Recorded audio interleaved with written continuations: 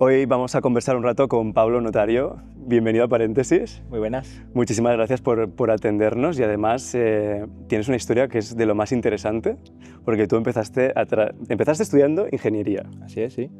Yo empecé con ingeniería electrónica en la Universidad de Córdoba y bueno, pues al final un poco el devenir de la vida me ha llevado a la producción audiovisual. Así que... Y luego, ¿cómo haces el salto de un mundo tan de números, tan cuadriculado, a un mundo tan artístico como es el de la producción audiovisual? Sí, digamos que, bueno, cuando empecé a decidir que quería estudiar, siempre me habían impuesto mucho lo de algo con salida, estudié ingeniería electrónica, pensando que tendría un futuro maravilloso, y una vez que ya te dedicas a desempeñar lo que son las labores del día a día como programador, vi que no iba muy con lo que yo esperaba de mi trabajo, y fue cuando empecé a hacer un poco el cambio a algo más creativo. Porque es tu padre el que de alguna forma te empuja. Sí, a ver, realmente no es el que me empuja, él simplemente me ha apoyado en todas las decisiones que he tomado yo, fue más bien una necesidad personal de dedicarme a algo fuera de lo que era meramente la programación. Ahí fue cuando, a raíz de unos compañeros y tal, descubro lo que es producir, lo que es dedicarme a contar historias, que siempre me ha parecido maravilloso, y entonces cuando descubro pues que hay muchos trabajos que no sabía que existían, y en este caso como lo que es ayudante de producción o dedicarme a la producción, ¿no? Las personas que nos estén escuchando dirán, ¿qué hace en Paréntesis Media un productor audiovisual? Y ahora viene la segunda parte, que es sin duda la más interesante, que es tú en el momento en el que ves una oportunidad de usar estas herramientas para crear algo diferente. Exacto. Sí, digamos que una vez que yo ya me meto en el mundo audiovisual y empiezo a ver los diferentes departamentos que componen un rodaje, hay uno que me llama especialmente la atención, que es el departamento de arte, que es el que dedica todo su tiempo a la decoración, a la creación del espacio, a toda la ambientación. Y claro, yo dije, ostras, qué guay, ¿no? Que saber que esto existe y que hay gente que vive bien dedicándose a ello. Yo siempre, pues igual, venía de un background familiar que se dedicaba en cierto aspecto también a la creación artística, pero no enfocada a lo audiovisual. Entonces, pues me pareció interesante intentar compaginar conocimientos técnicos con conocimientos creativos y con el mundo en el que había descubierto recientemente, y fue cuando empiezo a coger toda la obra de mi padre y la alquilo para producción audiovisuales. Es decir, tu padre, que es pintor, que exacto, ha pintado, exacto. De repente te encuentras toda su obra y dices, exacto. Voy a... Justo yo, pues realmente vino porque una de estas veces tuve que ir a recoger un material de una casa de atrezo, y vi que tenía ahí un montón de obra, ¿no? Y dije, qué curioso, y empecé a hablar con el encargado y me enseñó, pues bueno, todo el material que tenía, y dije, pues mira, yo tengo casi 300 cuadros en casa. Y entonces me los traje de Córdoba a Madrid, empecé a moverlo y bueno, una cosa llevó a la otra, y finalmente, a raíz de hablar con directores de arte y ellos decirme que la obra era muy interesante, pero que al final estaba muy acotada en un tiempo espacio-temporal muy concreto, que es obra muy contemporánea. Al final, después de hablar con ellos y ver otras posibilidades, me dijeron que era viable lo que era la impresión de imágenes en el lienzo. Y fue cuando entonces, allá por 2021, 2022, ¿no?, aproximadamente, empezaba a sonar todo el tema de la IA generativa. Midjourney. En concreto, exactamente, yo empecé por Midjourney, si no me equivoco creo que era la versión 3.5 o la 3. De las primeras. Sí, prácticamente, y nada, me metí ahí a saco, de lleno, en la piscina. Y sí, le dije, papá, creo que vamos a digitalizar todo tu catálogo, y entonces realmente empecé... ¿Cómo se queda tu padre? Le estás ahí, no, espera, que vamos a deshacer tu obra, vamos a crear una cosa nueva. Sí. ¿Cómo se queda? Porque claro, también... En ese momento es súper emocionante, porque al principio lo que hicimos fue, a raíz de la obra de mi padre, digitalizarla toda, hicimos un catálogo digital y creamos obra nueva a raíz de su obra. Porque todo el tema del prompt estaba todavía como no funcionaba bien. Entonces el image to image funcionaba mucho mejor que el text to image. Entonces empezamos con... Añadirle capas. Claro, añadirle capas. Y a raíz de un cuadro suyo mezclábamos uno con otro, generamos un tercero, entonces podíamos triplicar catálogo partiendo de la misma obra. Luego ya empezamos a utilizar, pues, referencias artísticas a otra época y a otros movimientos creativos. Y esto va avanzando hasta Exacto. la actualidad, en la que ya a partir de un prompt escrito Exacto. se puede crear prácticamente cualquier cosa. Cualquier obra, prácticamente. Llega un momento en el que fuimos un poco personalizando y personificando el servicio, ¿no? Y hablando con directores de arte, y nos contaron que, bueno, al final tú cuando recibes un guión, lo primero que haces es contextualizarlo en un espacio temporal, ¿no? Que puede ser cualquiera, ¿no? Puede ser cualquiera, desde una los película de romanos época, exacto, desde los hasta- romanos hasta el futuro, si quieres contar ciencia ficción. Entonces nosotros nos pusimos a estudiar, ¿no? Y en este caso ahí mi padre, que es quien tiene todos los conocimientos de historia del arte, hicimos por categoría, empezando desde el arte antiguo, de los primeros manuscritos, tenemos también frescos, tenemos también mosaicos, bueno, todo lo que es el arte antiguo, incluso alguna pintura rupestre por tal, hasta pues lo más contemporáneo. Tenemos, ya te digo, un catálogo de unas 3.500 obras. 3.500 imágenes Exactamente, que habéis son creado imágenes, en sí. parte. ¿Cómo es el proceso creativo? Es que justo ahora lo estaba pensando. ¿Cómo es este proceso creativo? Porque está tu padre, Exactamente. luego estás tú. ¿Qué papeles hacéis cada uno en este proceso creativo? Porque tengo entendido que esto no es darle un botón, No, que es va, hacer que va. clic y ya tienes 3.500 obras. No, que va. Son muchos meses de creación, mucho tiempo y mucho descarte, ¿sabes? Realmente, al principio, yo creo que como todo creador es entender qué quieres hacer. Entonces nosotros nos hicimos básicamente un índice por épocas, artistas, estilos y características de esos estilos. Tipo de pincelada, tipo de composición, técnica, todo lo que fuese representativo. Nos hicimos como una especie de, digamos, de... Esto es tu padre el que con todo su conocimiento, ¿no? Lo Exacto. vuelca ahí en este proceso creativo. Básicamente nos hicimos un Excel, ¿no? Época, artista, estilo, composición, tal. Y luego, en base a ello, yo sobre todo he metido toda la parte de más técnica, saber qué herramienta, en base a qué necesidad, es lo más óptimo para utilizar. Entonces, digamos que un poco su conocimiento artístico con mis conocimientos técnicos, pues acaban generando eso, Artias. Y luego también, claro, lo que vosotros entregáis en sí a la productora, a un director de arte, claro. Todo lleva algo humano al final. O sea, por lo que me estás contando, es 90% humano y 10%... Sí, es un trabajo muy artesano, en el sentido en el que, independientemente de que tú tengas una materia bruta importante, en este caso una obra de inicio, pero al final siempre hay que personalizarlo. Se cambia la composición, se añaden elementos, se añaden capas de envejecimiento, si es un grabado, se añaden, bueno... Sí, hay el trabajo final de Photoshop, digamos. Exactamente, eso es edición estándar con tipo Photoshop, también tenemos Illustrator, vamos añadiendo diferentes capas de edición post creación de la obra para personalizar el servicio. Quien nos esté viendo, ¿dónde podemos ver, en qué películas, en qué series podemos ver? Pues... y no nos hemos dado cuenta y son obras vuestras. Sí, bueno, ahora mismo se me vienen a la cabeza, mira, una peli que se llama Arta. Yo creo que ha sido como nuestro trabajo más importante realmente. Es una producción hispano-belga, si no me equivoco. Y realmente ahí lo interesante de esa producción fue la conceptualización de la obra. Al final el protagonista era un pintor y fue un trabajo muy artesanal, mano a mano con el director de arte, para, en base a sus necesidades, poder desarrollar una obra que fuese coherente con la historia del personaje, que también fuesen coherentes una obra con la otra, ¿no? Porque no es fácil siempre alcanzar esa coherencia que busca. Consistencia, ¿no? Y Quizá, consistencia, exacto. que es una palabra que ahora con la IA está muy de moda, está ¿no? muy de moda. Porque es realmente complicado poder mantener esa consistencia. Pero claro, el protagonista se apoya directamente en su todo obra. esto que estáis creando, ¿no? Claro. De hecho, hay algunas secuencias en las que es toda la galería, ¿no? Y toda esa galería pues es nuestra, y poder conseguir que el trazo sea representativo en todas las obras, la tonalidad y la paleta de color utilizada. Bueno, hay un trabajo también ahí de subtexto, por así decirlo, de saber qué quieres contar y de qué forma. Y al final la IA es una herramienta que te da una versatilidad brutal, pero que no te da el trabajo, desde luego, ¿no?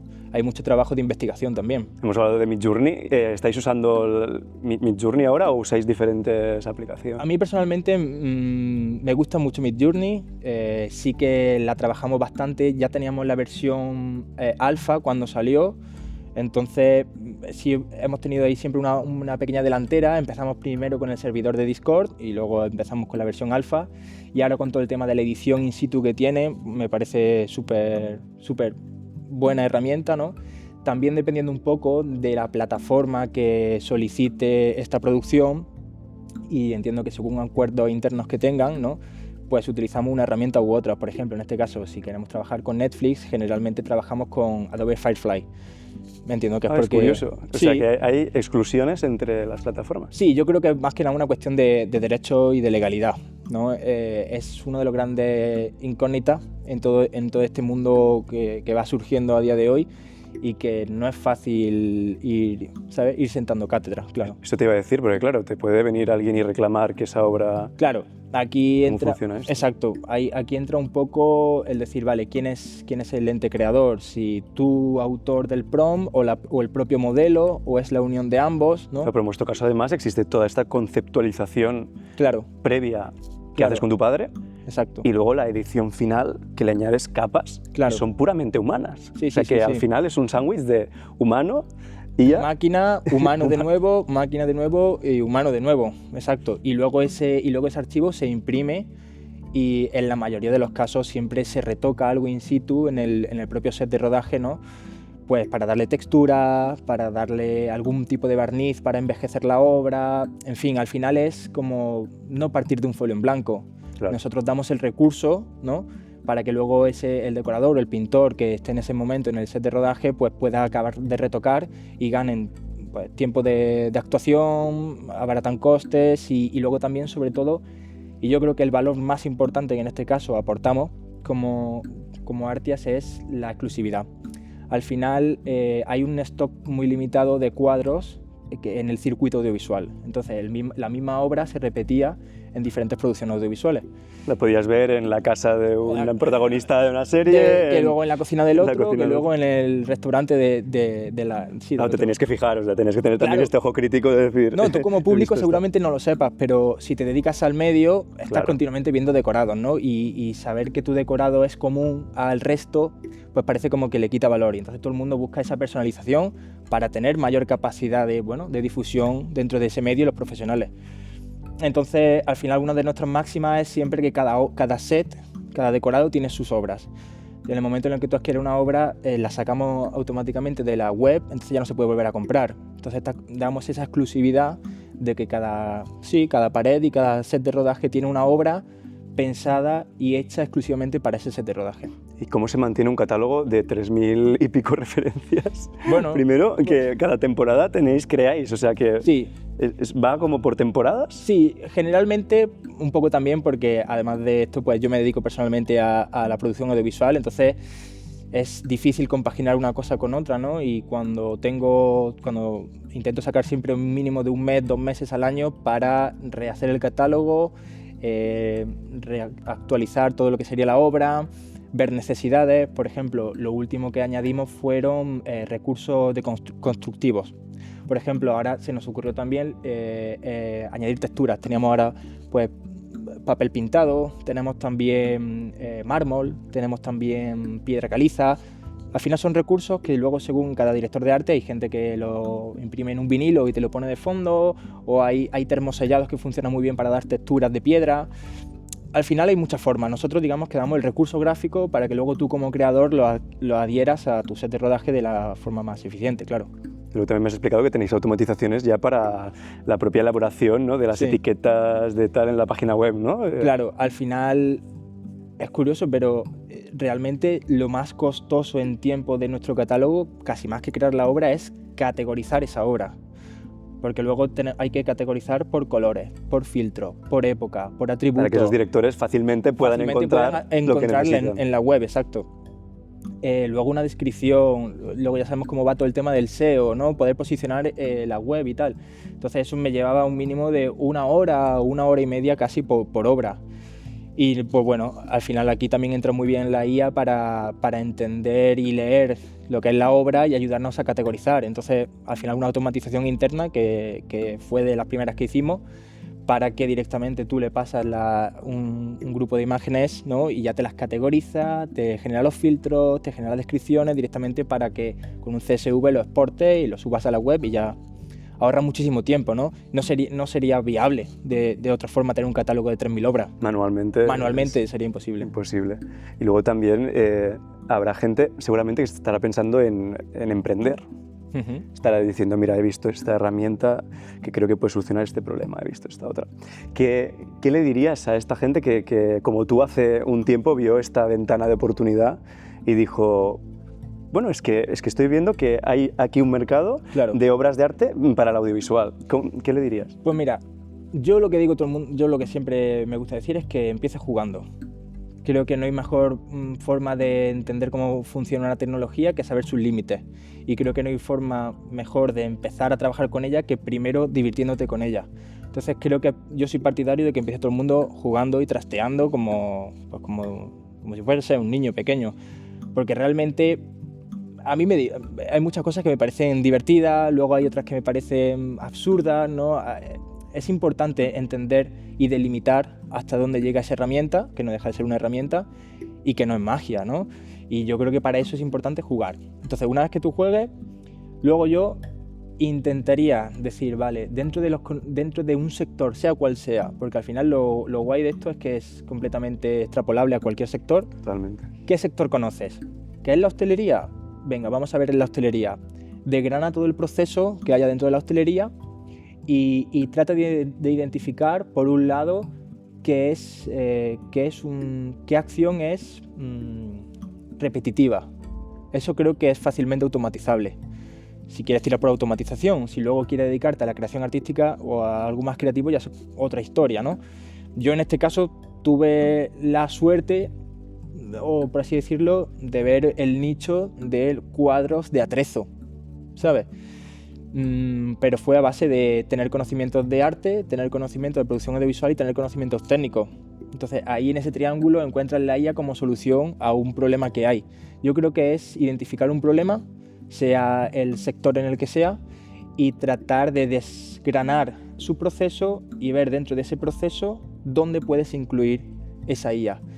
Asumir que no te va a hacer toda la cadena de procesos, no tiene sentido. Te voy a decir, hay mucha gente que confunde la IA con inmediatez, ¿no? O con inmediatez o con autonomía total, en absoluto.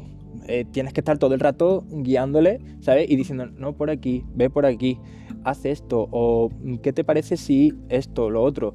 Que al final es como, bueno, tener a un primo pequeño, ¿no? Al cual le vas achuchando para que te vaya ayudando. Claro, y luego, ¿en qué parte quedan las ideas, ¿no? Antes lo comentábamos fuera de cámara. Claro. En el mundo que se nos viene encima, ¿qué papel van a jugar las buenas ideas? A ver, que me ha gustado mucho como lo has explicado antes, pero... Sí, a mí eso, ya te digo, toda la parte, digamos, humanista o toda la parte un poco de atisbar el futuro y toda esa parte antropológica y social me interesa mucho. Soy un gran lector de la ciencia ficción y creo en la tecnología, pero siempre creo en su uso ético. Creo que es muy importante, ¿no? Sí que creo en la regulación, no en la imposición, pero sí que creo que al final es negar la evidencia y sí que creo también en la capacidad de adaptación al medio. Entonces, en pos de un futuro, o como yo me imagino ese futuro, es que hoy día creo que la identidad está muy ligada al trabajo. Hola, soy Pablo, ¿no? Y soy ingeniero. Hola, soy Miguel y soy panadero, o soy María y soy médico. Entonces, creo que eso no es representativo. Y quiero creer que la democratización de los procesos, porque debido a que habrá un factor externo, que en este caso es la IA, que irá mejorando, o eso parece, hará que el proceso... ya no sea lo que aporte más valor. Claro, ya no, exactamente, ya no sea lo que aparte valor. Entonces será la idea. Creo que en un futuro se revalorizarán las buenas ideas, porque la ejecución se externalizará y ya no tendrá tanta cabida en ese valor total del proyecto. Y quiero creer que, bueno, es una visión optimista, ¿no? Pero que sí que me imagino que a largo plazo podremos dedicarnos a esa especie de microtrabajos que serán ideas. Te dedicarás a vender ideas que procesará una IA o cualquier otro sistema. Obviamente tendrás que tener tendrás que marcarle las indicaciones, totalmente, claro. Siempre habrá un humano o una humana que se encargue de que use esa IA en un beneficio, ¿no? Sí. Que la mueva, que la dirija. Sí. Pablo Notario, muchísimas gracias. Muchas gracias a vosotros. Vivan las buenas ideas. Viva la buena idea, di que sí.